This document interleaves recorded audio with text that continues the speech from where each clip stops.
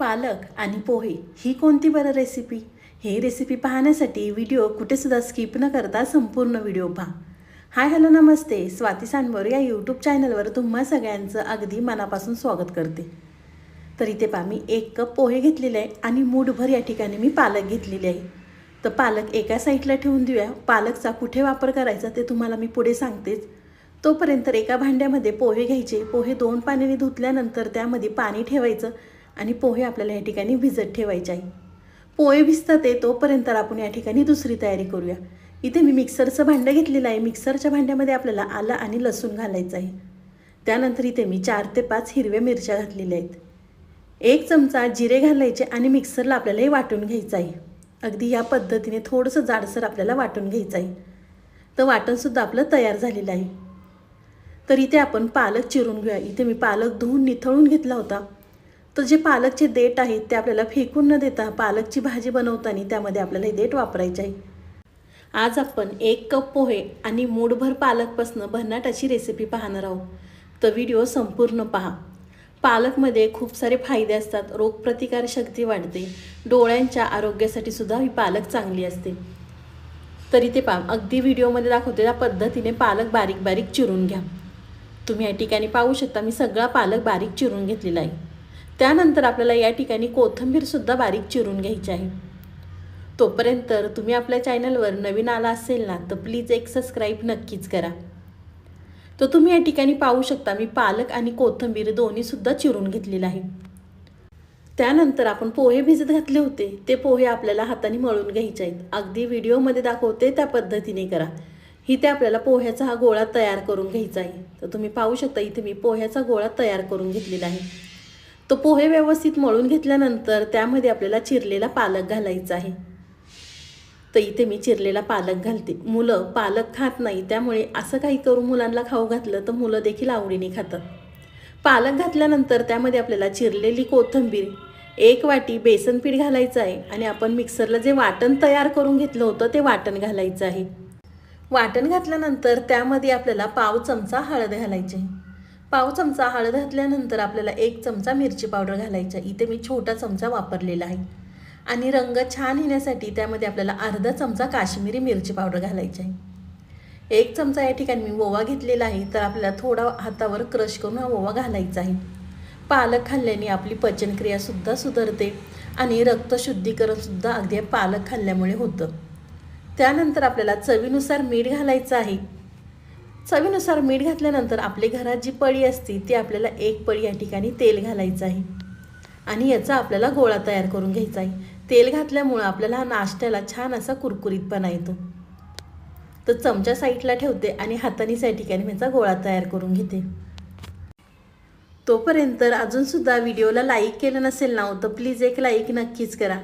साईडचं bell आयकॉनसुद्धा press करा म्हणजे तुम्हाला माझे नवीन नवीन व्हिडिओचं नोटिफिकेशन सगळ्यात आधी येईल. तर आपल्याला पीठ मळताना हे अजिबातसुद्धा पाण्याचा वापर करायचा नाही आहे, कारण मीठ घातलं की पालकला थोडंसं पाणी सुटतं. त्यामुळे आपल्याला त्यामध्येच हे पीठ मळून घ्यायचं आहे. तर इथे पाहू शकता मी ह्याचा गोळा तयार करून घेतलेला आहे. गोळा तयार केल्यानंतर त्यावरती आपल्याला परत थोडंसं तेल घालायचं आहे आणि एकसारखा गोळा आपल्याला या ठिकाणी तयार करून घ्यायचा आहे. तुम्ही पालकच्या ऐवजी कोणतीसुद्धा पालेभाजी या ठिकाणी वापरू शकता. मेथी किंवा शेपूसुद्धा तुम्ही या ठिकाणी वापरू शकता. तर तुम्ही या ठिकाणी पाहू शकता मी एकसारखं पीठ तयार करून घेतलेलं आहे.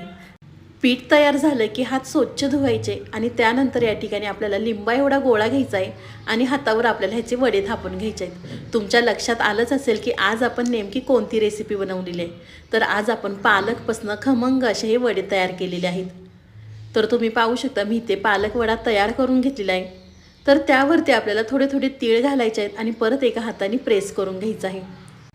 तुम्ही ज्यावेळेस आपण पीठ तयार करतो त्यामध्ये तीळ घातले तरी चालणार आहे, पण वरतून तीळ घातले की आपला नाश्ता अगदी छान दिसतो. त्यामुळे ह्या ठिकाणी मी वरती तीळ वापरलेले आहे. तर चला अशाच पद्धतीने इथे मी सगळे छोटे छोटे वडे तयार करून घेते. तुम्ही जर एकदा मुलांना करून खाऊ घातलं ना तर मुलं आठवड्यातनं 3 ते 4 वेळा नक्कीच तुमच्याकडे करून मागतील. तुम्ही हे पालकचे वडे मुलांच्या टिफिनसाठी किंवा मुलांना नाश्त्यासाठी अगदी झटपट तयार करून देऊ शकता. हे वडे फ्रीजमध्ये आपण 7 ते 8 दिवसांसाठी सुद्धा स्टोअर करून ठेवू शकतो.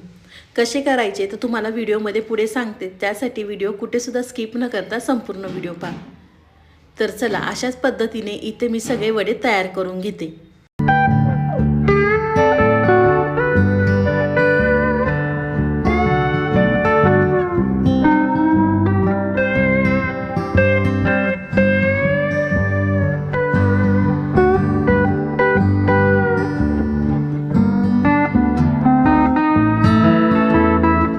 तुम्ही या ठिकाणी पाहू शकता, मी सगळे पालकचे वडे तयार करून घेतलेले आहेत। दिसायला किती छान दिसतात ते। तर पालकचे वडे तयार झाल्यानंतर इथे मी एका साईडला तेल गरम करून घेतलेलं आहे। तेल कडकडीत गरम झालं की आपल्याला ह्या ठिकाणी गॅस मीडियम ठेवायचा आहे।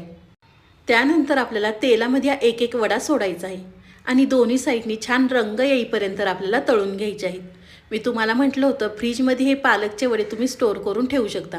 कशा पद्धतीने मी तुम्हाला इथे सांगते। तर चाळणीवरती सगळे हे वडे ठेवायचे, चाळणीला थोडंसं तेल लावायचं आणि सगळे वडे चाळणीवरती मांडायचे आणि आपण कोथिंबीर वडी किंवा आळू वडी उकडतो त्या पद्धतीने आपल्याला हे वडे उकडून घ्यायचे। 10 मिनिटासाठी ह्याला तुम्ही स्टीम देऊन ठेवू शकता। थंड झाल्यानंतर पॅकबंद डब्यामध्ये आपल्याला ठेवायचे आहेत। ज्यावेळेस तुम्हाला हे वडे तळायचे असतील त्यावेळेस 10 मिनिटं फ्रीजच्या बाहेर काढायचे आणि मुलांसाठी तुम्ही हे वडे तळून देऊ शकता। तर तुम्ही इथे पाहू शकता दोन्ही साईडनी सुद्धा वडे मस्त असे तळलेले आहेत। रंगसुद्धा वड्यांना किती सुंदर आलेला आहे। त्यावरती आपण ते तीळ लावले आहेत, त्यामुळे वडे अगदी छान दिसतात ते। तर एका चाळणीवर काढून घेते मी, म्हणजे एक्स्ट्राचं काही तेल असेल ते निघून जाईल। आणि अशाच पद्धतीने इथे मी दुसरे सुद्धा वडे तळून घेते।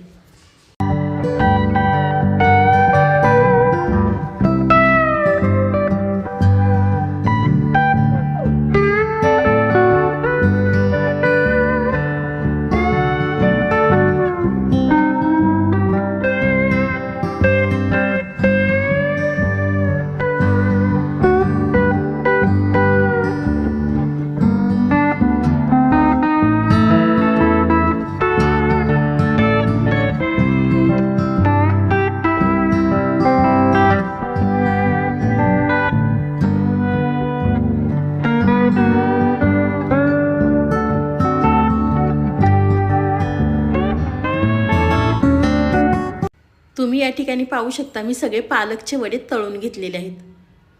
तुम्हाला या ठिकाणी मी दाखवते, अजिबात सुद्धा तेलकट होत नाही, हाताला अजिबात सुद्धा तेल लागलेलं नाही। तुम्ही हे वडे टोमॅटो केचप संग किंवा मेयोनीज संग किंवा तुम्ही तसे सुद्धा खाऊ शकता। खरंच खूप भारी लागतात। तुम्हाला ही माझी आजची रेसिपी कशी वाटली ती मला नक्कीच कमेंट करून सांगा। व्हिडिओ आवडला तर व्हिडिओला लाईक, कमेंट, सबस्क्राईब करायला विसरू नका। मी आशा करते की तुम्हाला माझा व्हिडिओ खूपच आवडला असेल ना तर व्हिडिओ शेअर करायला विसरू नका। तर चला, पुन्हा भेटूया असाच एक छानसा व्हिडिओ घेऊन।